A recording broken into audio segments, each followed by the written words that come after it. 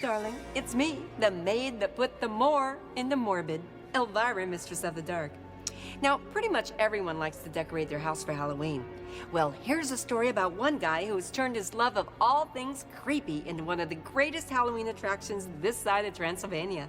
So hop on your broomstick and travel to Bristol, Connecticut to visit the wild, weird, and wonderful world of Cortland Hall and the Witch's Dungeon.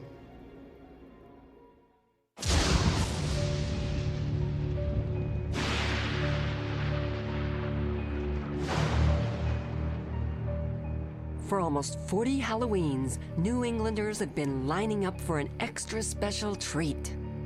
That's when artist Cortland Hull opens up his virtual gallery of life-sized ghouls. The Witch's Dungeon Classic Movie Museum, located in Bristol, Connecticut. Welcome, poor mortal, to this witch's dungeon of nightmares. Beware and gather up all your courage, for we are about to begin.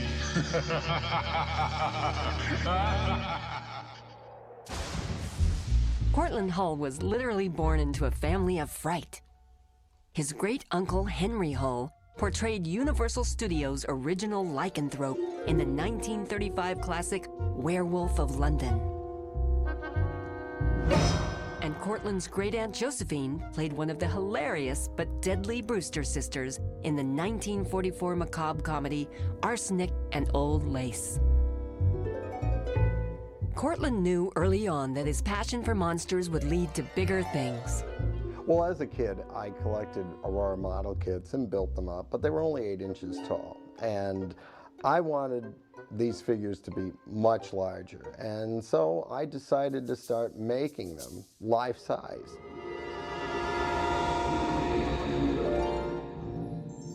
Along with his fascination with horror movies, Cortland developed a talent for art and sculpting. And soon, the young monster maker combined his two obsessions into one horrific concept. The Witch's Dungeon opened its doors for the first time in October 1966. These home movies show this monsterific museum in its early years.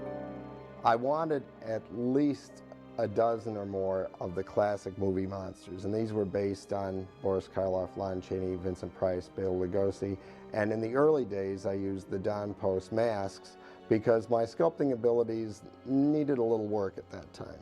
And then we had Zenobia the Gypsy Witch, which was my own creation, and I wanted the building named after her. That's why we name it the Witch's Dungeon. Even Cortland's parents, Dorothea and Robert, got involved in the act. When I started this, I was only 13, so I needed the help of my mom and dad to really make this come to life. And my mom was terrific at doing costume design. She had done it professionally, and then my dad and I built the building itself. And we wanted it designed to look something like a Swiss chalet, sort of a building that a witch would live in. As Cortland grew, so did his desire to constantly update his yearly Halloween haunt. Over the years, he befriended Hollywood's most sought-after makeup artists, among them Academy Award winners John Chambers and Dick Smith. Thanks in part to their artistic advice, Hull's terrifying tribute to Hollywood's greatest horrors has become the longest-running Halloween exhibit in the country. But makeup masters weren't the only Hollywood luminaries who helped Cortland refine his piece of haunted Americana. June Foray provides the voice of Zenobia the Gypsy Witch. You've heard her work in Rocky the Flying Squirrel, as Granny in the Tweety and Sylvester cartoons, and June finally gave Zenobia her voice. Mark Hamill has done an introduction just before you enter the Witch's Dungeon.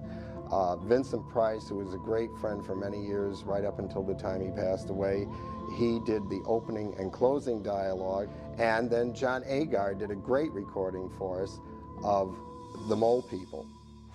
Cortland has also received great support and encouragement from the heirs of the legendary horror actors he showcases in his exhibit. Over the years, we've been very fortunate to have a number of celebrities greet people to the Witch's Dungeon, and it's a thrill for anybody to be able to see Ron Chaney, Bela Lugosi Jr., and probably one of our strongest supporters, Sarah Karloff. Oh, my father would have admired the talent and creativity that Cortland has put into the Witch's Dungeon, and it's a marvelous tribute to the classic movie monsters. Now, while Cortland controls the mayhem from his cramped attic workspace, prepare yourself for your own private tour of the Witch's Dungeon Classic Movie Museum. Happy Halloween to all you brave souls. This is Mark Hamill, welcoming you to this chamber of horrors known as the Witch's Dungeon.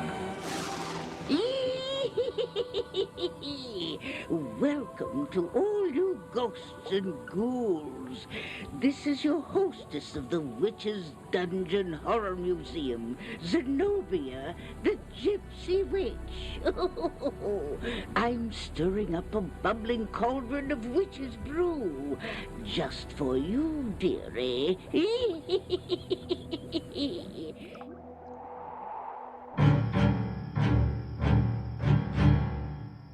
Chorus rises once more, this time from Cortland's hand-painted, hand-carved sarcophagus, placed in this chilling display of Lon Chaney Jr. as the mummy.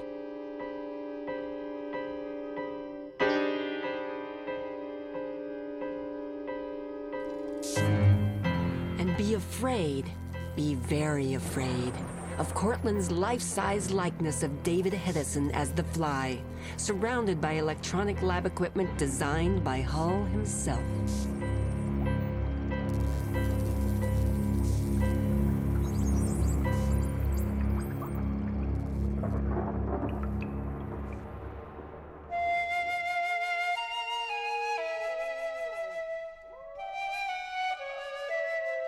Bela Lugosi as Dracula stands in eerie elegance to greet the dungeon's guests.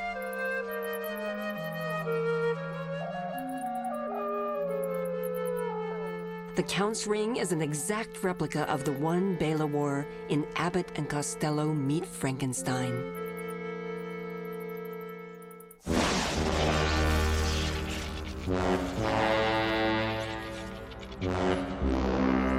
Speaking of Frankenstein, look who else is poised to shock the museum's visitors.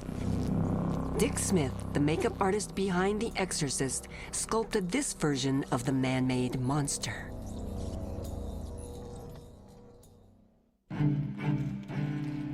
The Mole People, or beasts of the dark, are a lost civilization of incredibly powerful creatures. Mutations, dwelling in the underground caves for centuries, able to see in total darkness. Their claw-like hands could easily tear a man to shreds in seconds. A mere human is no match for these beasts.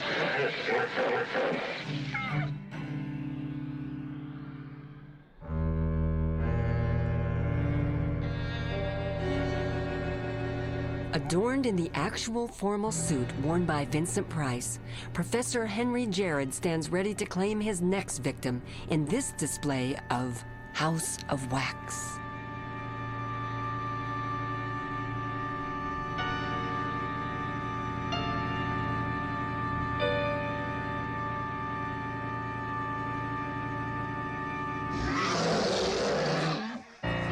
No 3D glasses are needed to appreciate this creature from the Black Lagoon diorama, featuring a mask and set of hands molded from the original creature costume.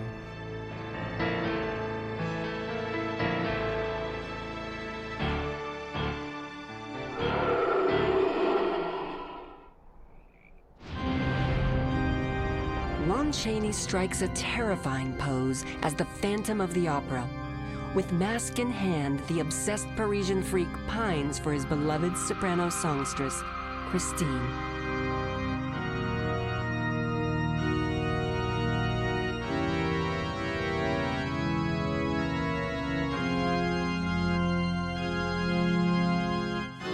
Vincent Price himself was astounded by Cortland's dead-on rendering of the abominable Dr. Phibes.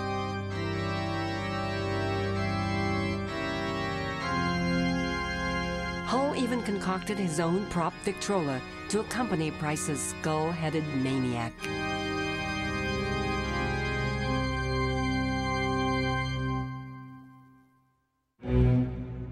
And the dungeon wouldn't be complete without an homage to Cortland's great-uncle. Henry Hall looms in the night as the werewolf of London, clutching the only known cure for his affliction, a Mariphasa blossom.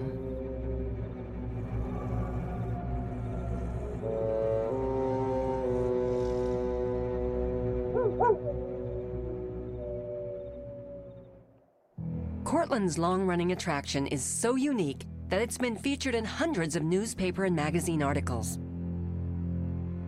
And it's true, the dungeon has even appeared in the pages of Ripley's Believe It or Not.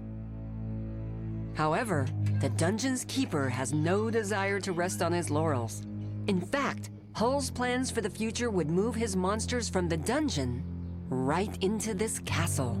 The room we're in here is from the Belle Eden Gardens mansion, and we are hoping to acquire this building for the future of the Silver Screen Movie Museum and Archive, which will highlight all the arts involved in movie making.